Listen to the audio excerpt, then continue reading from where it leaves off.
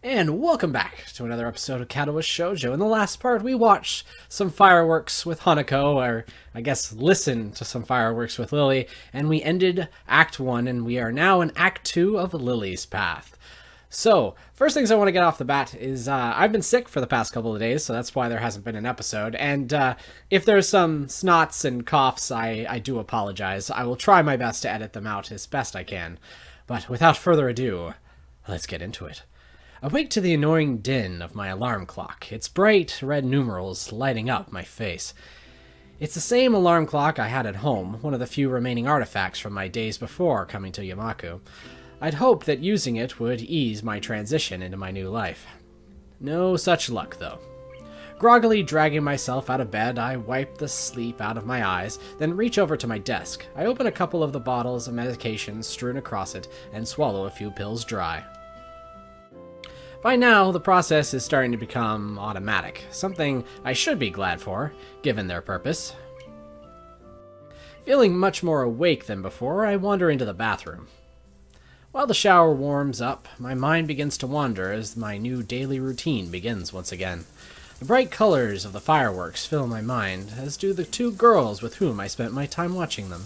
It feels strange to be moved so much by people I know so little about. Then again, I suppose these aren't normal circumstances. At least I have someone to talk to, now, aside from my schoolmate next door. Speaking of which, is he gonna, show up? I hope not. With the time left before school beginning today waning, I begin to get ready for class. Walking through the doors into the classroom, I notice that I'm still somewhat early. I see about 5 or 6 students milling around, most of them looking as if they'd rather still be in bed. It's at times like this that I appreciate being a morning person. That said, 2 students in particular seem just as perky as always. Hi, Shizune. Hi, Misha.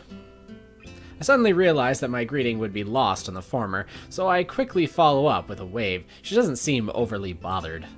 Or interested, for that matter. Hello, He-chan. Are you feeling well? I can only assume her greeting comes from Shizune. It's hard to tell if she's speaking as herself or Shizune sometimes. Better than most everyone else, I guess. You two seem bright and chipper. Misha signs this back to Shizune as I say it, eliciting a somewhat tense answer if her sharp and rapid arm movements are any indication. Considering that these two made such a big deal out of the festival preparations, I probably should have chosen my words more carefully. Since you're a new student, we've been cutting you some slack. Please don't expect this kind of task dodging to be allowed in the future. Misha looks as if she's about to add her own comment, but quickly goes back to interpreting as Shizune continues, unabated. While your contribution to Class 3-2 stall is appreciated... Huh? Word sure got around quickly. That, or these two have their fingers on the pulse of the school. We would prefer your efforts be focused on the task at hand, namely, your own class. As much as I hate to admit it, they do have a point. Before I can respond, though, Shizune adds something more, which draws a smile from Misha. Did you enjoy the festival, then? Lecture over, I guess. Yeah, it was good. Did you two enjoy it? Shizune gives a short nod as Misha grins and bounces her head up and down. The contrast side by side is amusing. Out of the corner of my eye, I noticed more students starting to trickle into the classroom. A quick glance at my watch confirms that there are a few minutes left. I look over to Hanako's seat and realize that she's already there and contently reading a book. It makes me wonder how long she's been there without me noticing. With heavy footsteps coming up the hallway signals Muto's arrival, our idle talking comes to an end and I take my seat next to Misha. As the door slides open, he strides through with a ponderous gait. His posture is even worse than usual and his eyes are barely staying open. I guess my quip to Lily and Hanako about the staff was misplaced. Everyone opens their books as he reaches his desk and the first class of a new week begins. I rub my eyes as lunch bells ring out, glad for a temporary reprieve from work. I'm entirely unsurprised when I look over to the door and see Lily standing there, cane in hand, patiently waiting for Hanako. Considering her acceptance of my request to join them yesterday, I decided to spend my lunchtime with them rather than eat alone. Hanako moves surprisingly fast to meet her companion, and the two enter the hallway before I can catch up. Sorry for that quick cut. I had a huge coughing fit there. I should probably not record, but I don't know, it's just one of those things where, like, I've gotten so used to a daily routine that not having a video up for 2 days has, like, made me go, oh my god, what am I going to do?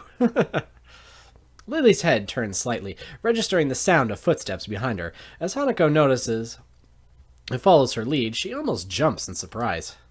Hi, Hisao. Hello, Hisao. Hi, sorry if I startled you.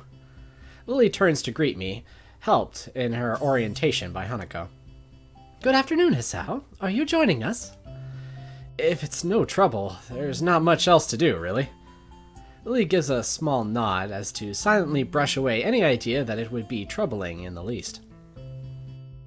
We descend one set of stairs and walk down the hallway to the usual room, our pace somewhat quicker than usual thanks to Lily using Hanako for direction, rather than her cane in the railings. As expected, it's deserted. The sound of the other clubs can only barely be heard as sunlight streams into the room from outside. Looking around the room, I noticed a couple of empty easels propped up against a wall that I don't think were there before. The art club must use these rooms as extra storage. Should I get the chess set out? Hanako's voice seems less tense than when she directly addressing Lily. Yes, I'll make tea while you sort the pieces. Ah, I can do that for you, if you'd like. She ponders the offer for a moment before smiling, confirming that I've made the right choice. Her face is remarkably easy to read. Very well, thank you. She slides her retracted cane into the handle of her bag and sets it against one of the table legs before taking a seat opposite Hanako. As I prepare the tea for the three of us, I can hear the small wooden pieces beginning to be set on the board. I wonder how good Lily is at chess, given her circumstances. By the time I place the steaming teacups onto the table, Lily and Hanako have already moved their first pieces as they nibble on sandwiches and rice balls from their respective bags. I note that the chessboard they're using has holes in the middle of each square and pegs on the bottom of the pieces, and had each dark square slightly raised. Watching Lily's fingers skating over the board, tracing out the positions of the pieces, makes me marvel a little at the simple ingenuity of the design. It must be specifically made for blind players. Here you go. Hanako gives a small nod as I put down the cup next to her side of the board. Lily's hand ventures sideways slightly, so I gently place the cup, touching the tips of her fingers, a gesture she seems to appreciate. I finally take a seat and silently sip my tea as the two play. The contrast in their appearances while playing is interesting to watch. He looks like he's, like, super deep in thought there. I don't know. It's like, I can't believe it. It's so weird that the tea isn't on the table. I know, like, they were good enough to put the chessboard on the table, but maybe you should have put the teacups there too. I know, I'm being picky. Hanako looks closely at the board, her face one of focused concentration. Lily, on the other hand, keeps her head level and maintains her calm neutrality. Lily's gentle voice addresses both of us as she continues to play. How was class, now that the festival's over? I look to Hanako to see whether she'll answer first, but see that she's doing the same. Not great. Half the class seems to be dozing off, even including the teacher. Not to mention a test on top of all that. Hanako quickly adds her own agreement with this. I could imagine that being a bit difficult for you, being a transfer student. Well, I think I did fine. Other than the shock of a test coming so early, science is probably my best subject. How'd you do, Hanako? Me? Okay, I guess. Hanako's too sincere to be able to pull off lying very well. That much is obvious. Lily's smile slips very slightly. From her reaction, Hanako mustn't be skilled enough at the academics to do very well without preparation. How did your class handle it, Lily? It went surprisingly well, actually. Only one student was absent, which was better than what the teacher expected. Was it Kenji? It's probably Kenji. With the topic all but run dry, the two concentrate on their chess game once again. I can't say I've ever liked the idea of chess as a spectator sport, but given its unique nature, for once I'm wrapped in watching the game unfold. As time wears on, both of them demonstrate decent skill at playing the game. Having captured 2 more pawns than Hanako, Lily has the upper hand, but only slightly. Until Hanako makes a strange move with her queen, seizing upon this lapse in judgment, Lily makes the peace with her knight. Without hesitation, Hanako moves a pawn to take Lily's rook on the opposite side of the board, and prompts it to queen. Lily's face falters as her fingers move over the pieces and she realizes that she just fell for Hanako's trap. It's a little distracting to have the board traced out after each move, even if it's out of necessity. Judging by Hanako's lack of reaction, she must be used to this. She and Lily must have played at least a few games of chess against each other after all. Check. Oh, sorry. Check. That's not bad at all. Nice, Hanako. The compliment causes her to flower into a surprise brush. Bleh. Brush, yes. Brush. Thank you. I didn't think it would work.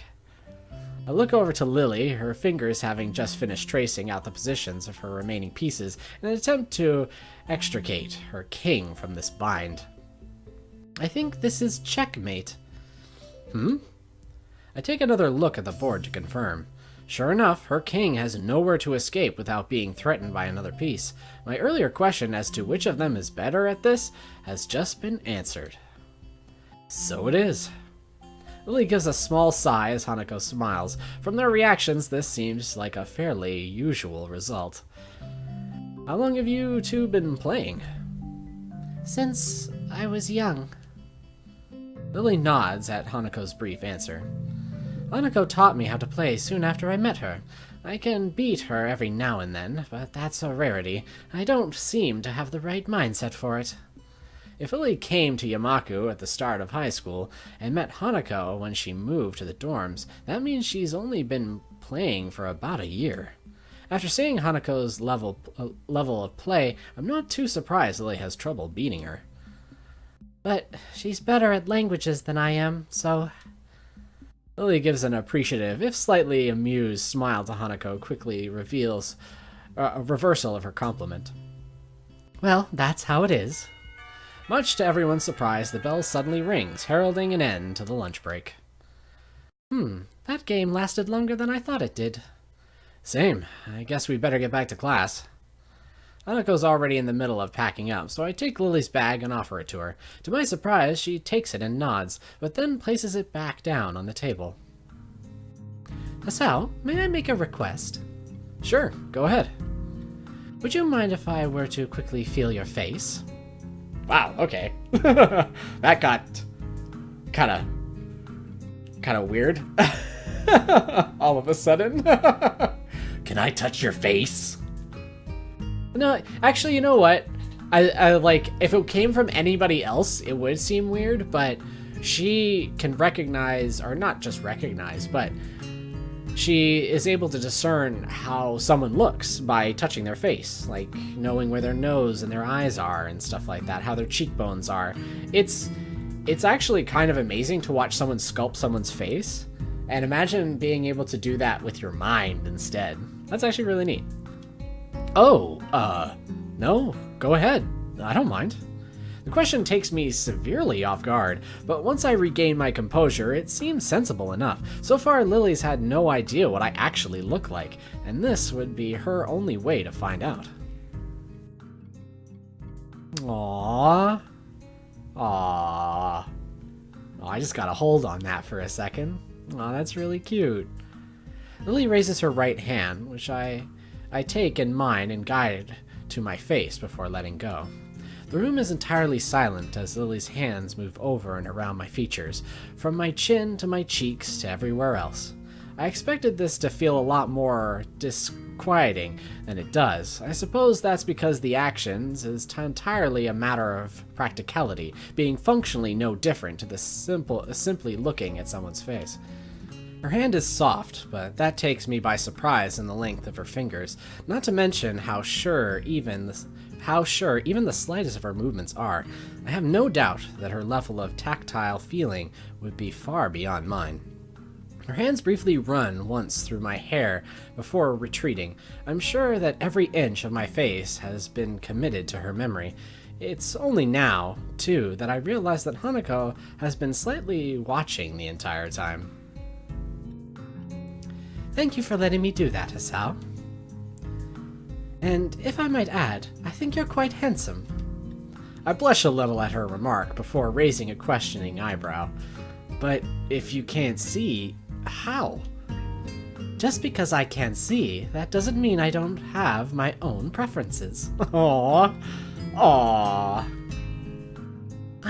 We better go now. Yeah, that's a good point. I guess we'll see you later then, Lily. Walking through the hallways back to our classrooms, I notice that Hanako seems quieter than before, but also more comfortable.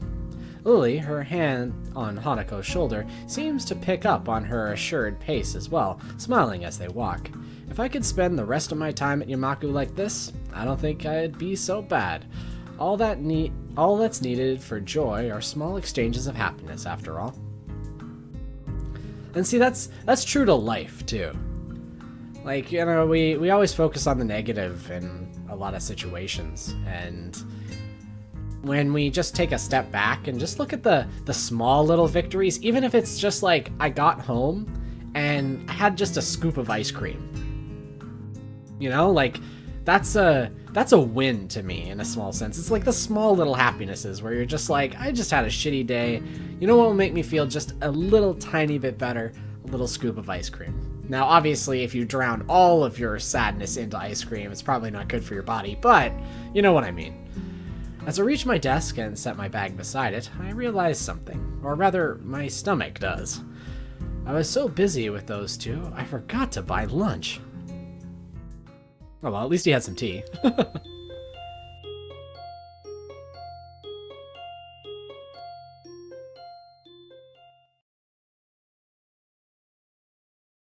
Saturday, my second most favorite day of the week. This is almost entirely due to the fact that it is the day with the second least amount of school, with class ending at the beginning of lunch. I open my door confidently, myself being more than confident. What? I open my door confidently, myself being more than confident of being able to get enjoyment out of the fine weather and shorter class length. That was a mouthful. I'd have to point out that that's kind of a run-on sentence, to be perfectly honest. But I confidently stride down the hallway and down the stairs to the lobby of the male dorm. I confidently look beside me to see whose footsteps are approaching. I lose my confidence in this day being enjoyable. Hey, there's man. There's our guy. We missed you, Kenji. You didn't kill us, so we're friends now. Hey man, sup? Not much, I guess. Just looking forward to the afternoon. You?